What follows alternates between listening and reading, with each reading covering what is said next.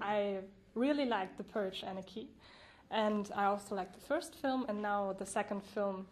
Yeah, it's fantastic. And but when I heard that there would be a sequel to The Purge, I was a bit surprised. What was your first thought when you heard that there would be a second film? Well, I really wanted to make the second film because I think The Purge is a really big concept, and I think you can tell a lot of different stories around The Purge. When we made the first movie, one of the comments we got all the time was like, what happens outside? We want to see what's going on in the streets, not just through a video screen, but really what's going on. So I was excited to kind of tell the story of what goes on outside on Purge night. Yeah, I totally agree with you.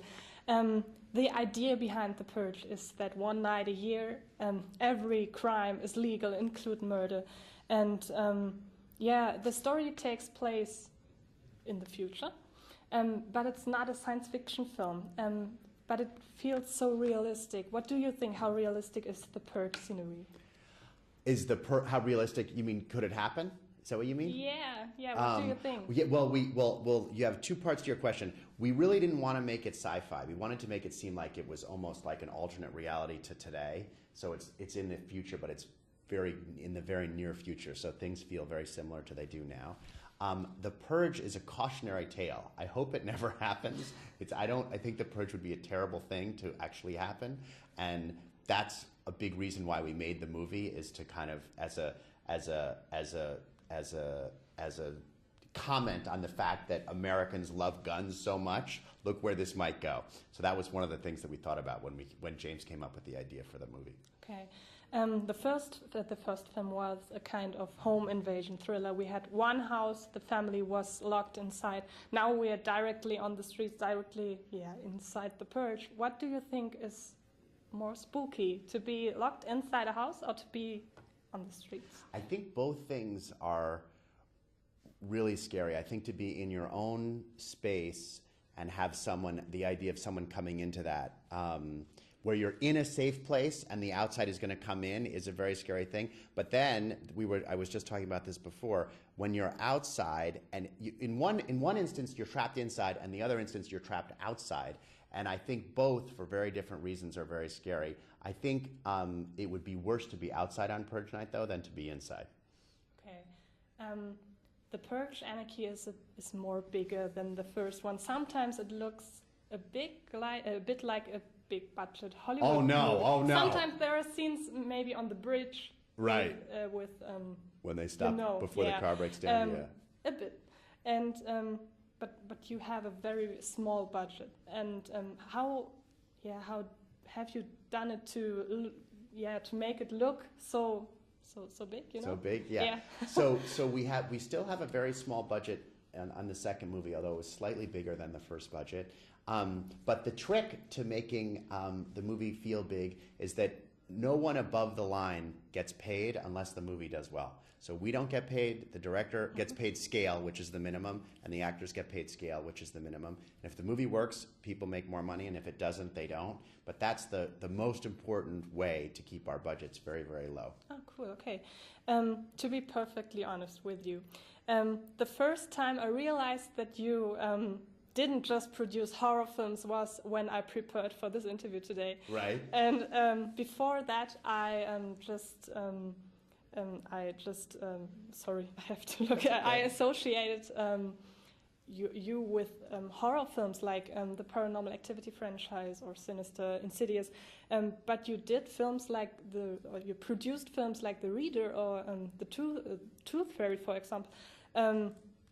Why do you decide to specialize on the horror genre? What makes it so interesting for you? I love the creative freedom it allows. And I really got tired. I made a bunch of art house movies, some of which The Reader and The Tooth Fairy were more popular, but there were about 8 other movies or 9 other movies that I made that almost no one ever saw. And I got tired of spending so much time working on movies and no one ever seeing them. So that was one reason. But I knew I loved movies. I studied Hitchcock when I was in college, and I really spent about 15 years trying to figure out what part of the movie business I loved. And it wasn't until we figured out this kind of low budget, high concept model that I really kind of found my niche in the movie business. Okay, was this also your first horror experience, Hitchcock? Yeah, well, no, my first horror experience was my favorite holiday when I was a kid was Halloween, when I was really young.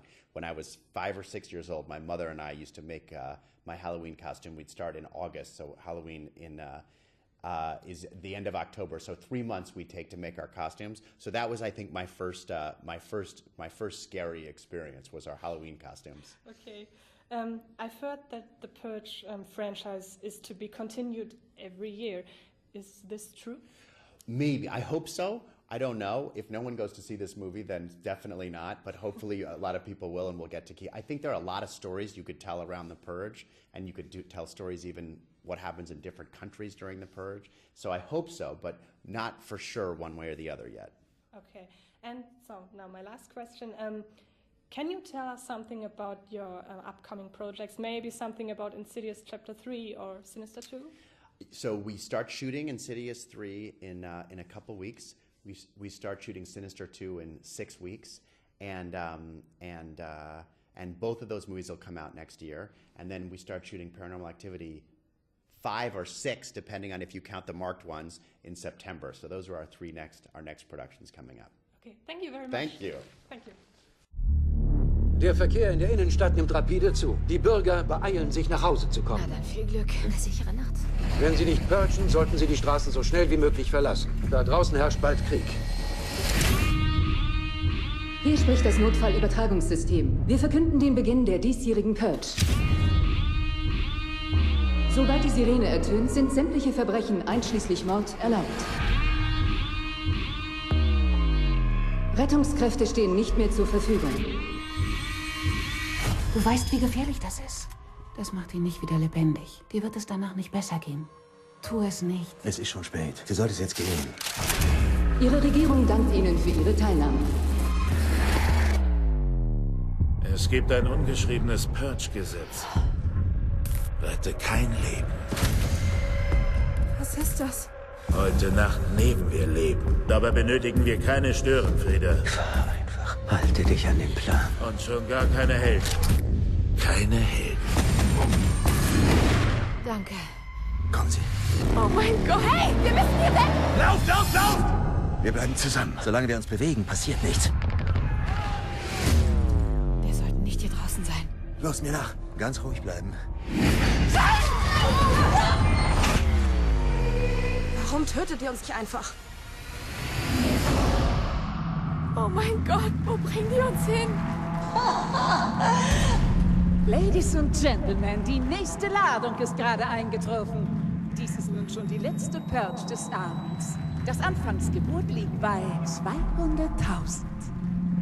Purger, machen Sie sich bereit. Wir sehen uns dann gleich in der Jagdarena.